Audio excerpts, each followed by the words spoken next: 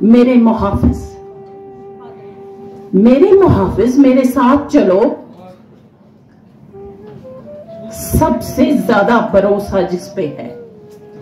मेरे मुहाफिज मेरे साथ चलो, सफर तवील है और भेड़ियों की बस्ती है। मेरे मुहाफिज मेरे साथ चलो, सफर तवील है और भेड़ियों की बस्ती। में तालिबात से ज्यादा मैं मुखातिब हूं। मेरे मुहाफिज मेरे साथ चलो, सफर तवील है और भेड़ियों की बस्ती है। मुझे यकीन है तुम्हें देख के ये सब के सब डर जाएंगे, छुप जाएंगे, क्योंकि तुम इनके सरदार हो। जबरदस्त, आपने जबरदस्त पंच लाइन इसकी जबरदस्त। बेटियों को बेशक मत पढ़ाइए, मगर बेटियों को बचाइए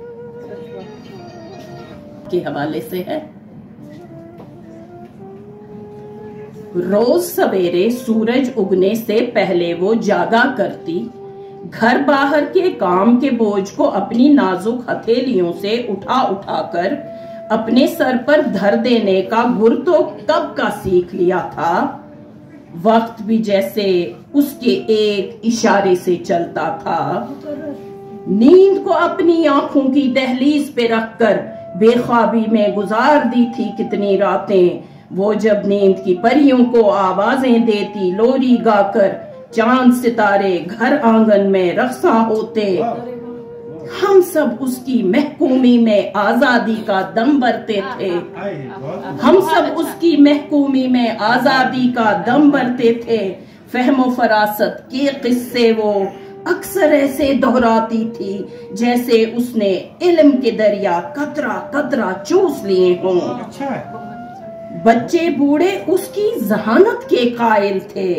हर मसला एक चुटकी में वो उलझे ऊन सा सुलझाती थी। खुश रहने और खुश रखने का हुनर उसे आता था। उसकी गुलगुफ्तारी के गर्विदा थे सब।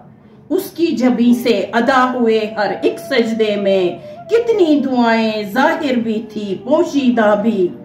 उसके हाथों की हर उंगली में जादू था। हर पकवान में अजब सी लज्जत शामिल रहती। उसकी ममता के आंचल में जितने भी गुल बूटे होते, उनकी खुशबू सब बच्चों में यकसां बांटी जाती। उसकी चुप ने गैज़ो गजब के जाने कितने घोंट पिए थे।